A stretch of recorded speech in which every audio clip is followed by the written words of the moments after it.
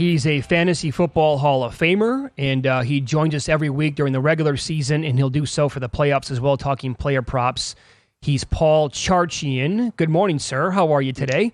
I'm doing great. Excited for playoff football, and especially because, for me, fantasy season's over, so now I just get to watch football and enjoy it like everybody else. Yeah. It's awesome. Yeah. What are you putting in, by the way? Like, what are your days like during the regular season? Are we talking 16, 18 hours? Yeah. I mean, look, I'm not trying to break out a fiddle. I work in the fantasy football industry. It's not, it's not the worst thing in the world, but it's a grind. I mean, it's, I compare it to a marathon because it's about 26 weeks of no days off. And when news is breaking Saturday at, 10 o'clock at night, suddenly you're changing your rankings and you're working. And so, that stuff. Yeah. I'm just curious out of that because you did mention a couple of weeks ago that you were, happy for the regular season to be over with. Well, yes. Okay, so going into the break, I said that you're going to ride the hot hand.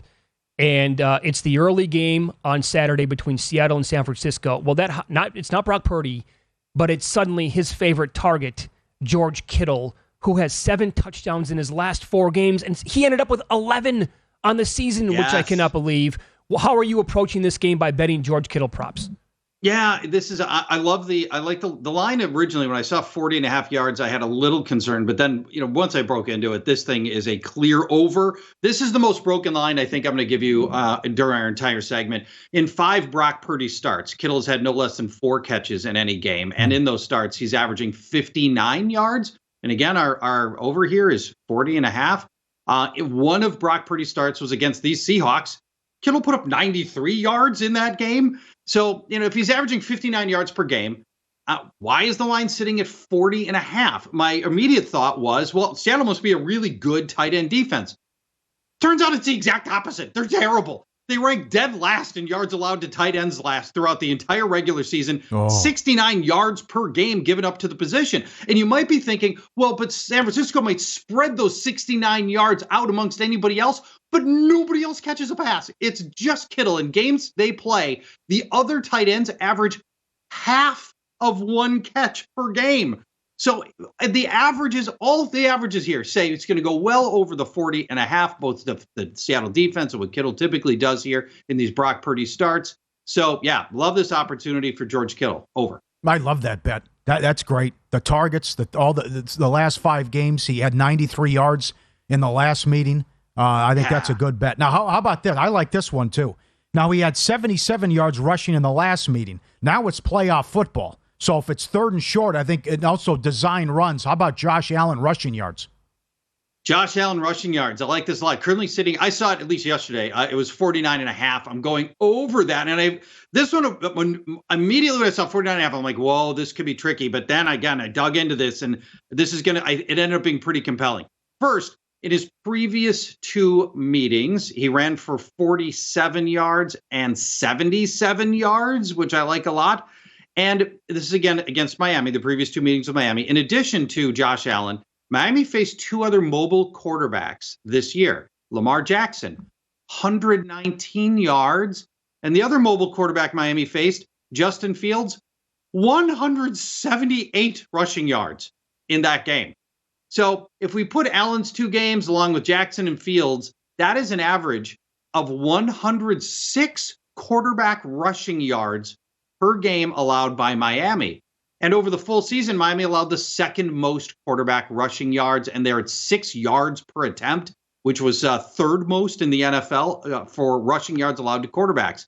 So if you think Allen's going to run for just those same 6 yards per attempt, he only needs 8 runs, scrambles, and designed runs to get to the over. 49.5, we're going to take the over on this. All right. Yeah, and by the way, side note, I think that number is only going to go up. Yeah. So if you want to bet that one, I think you need to bet that right away this morning. Yep. Get in. Another one, too, quarterback, design runs right out of the playbook. Yes. How about Danny Dimes? He's sitting over 38.5 rushing yards. I like this over as well. It's a good number, but I think we can play the over here. First, Daniel Jones is a far more prolific runner than almost anybody realizes.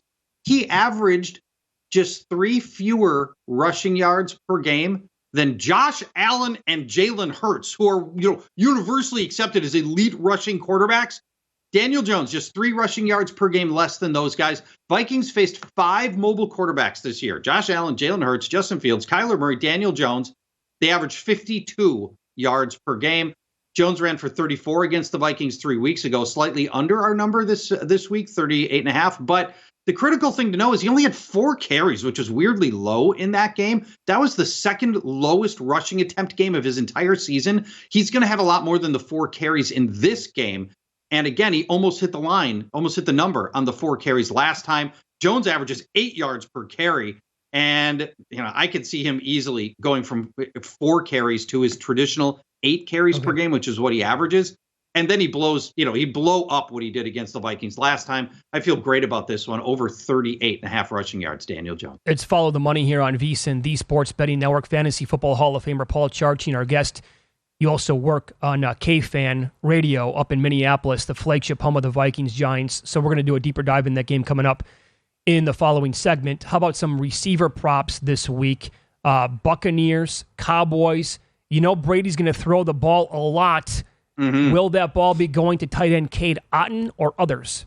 I dug into this one. Part of the reason, by the way, I wanted to spend time on Cade Otton, and you guys may or may not know this. My Monday night hits with Sean and Tim, we always were doing oddball tight end stuff, and it was a ton of fun. But now I can't do that. Those guys, because where we are now in the play, we don't have a Monday night game anymore. So, well, actually, we do have a Monday night game this week, don't we? Mm-hmm. It's Super Wild Card Week. Yes. Maybe I will be talking to those guys on Monday night. So I'm doing another oddball tight end, Cade Otton. We're going to go under 23.5. The only time Cade Otton performs reliably is when Tom Brady has nobody else to throw to. His average game when Cam Brate is healthy is 2 catches for 17 yards. Dallas is an elite tight end defense. They finished 6th in yards allowed, and they gave up 1 touchdown to the position all year. That's it. When these teams met in it was way back in week 1, but when they met back in week 1, the Tampa Bay tight ends, all of them combined for 1 catch for 7 yards. And when I look back through the box scores, there are a lot of really good tight ends, way better than Cade Otton, that have been held to well under his line of 23.5 yards. Logan Thomas and Dallas Goedert and Cole Kmet didn't get there. And the last thing, if you think Dallas has got a fierce pass rush against a bad Buccaneers offensive line, which I do, Cade Otton's going to have to stay back and block more than normal as well to try to mitigate that pass rush. So a lot of reasons to take the under here on Cade Otton, Tampa Bay tight end. All right, explain your thought process with this one. Davis was awesome in the Chiefs game and went off for 4 touchdowns last year and had a lot of success in the playoffs. They're kind of a disappointment with only 800 yards in the regular season. What do you expect out of Davis against Miami? Gabe Davis, we're going to bundle together I'm expecting a big game. We're going to bundle together over 47.5 with the plus 180 anytime touchdown. And here's why you want to bundle this. I want to talk about the bet construction on this. You play them together because Gabe Davis is an all or nothing producer. Yes, he is. In his games with a touchdown, he averaged 81 yards and the touchdown. In his games without a touchdown, he averaged 37 yards. So it only makes sense to bundle these two together. I tried to do the odds on it, and I couldn't figure it out. Maybe you guys can help me with this, what that turns into when you bundle the over 47.5 and the plus 180. But let's break this down a little bit and why this is going to be an all game for Gabe Davis. He runs 91% of his routes on the outside. Miami's cornerbacks are Xavier Howard and Keon Crossan. They have Pro Football Focus ranks of cornerback 101 and cornerback 118. Howard allows the second most yards this season of any cornerback in the league. He's allowed the 5th most touchdowns of any cornerback in the league. And here's your clincher. Gabe Davis ranks number 1 in the entire league in depth of target. 16 yards is his average depth of target. Miami's cornerback, Keon Crossan, allows the second deepest average reception, 15 yards. Oh. Bombs away for Gabe Davis. I love this bundle. Okay. Can I add one to the bundle then? Please. Good. I would like to add, based on what you just said, Gabe Davis, longest reception over 21.5.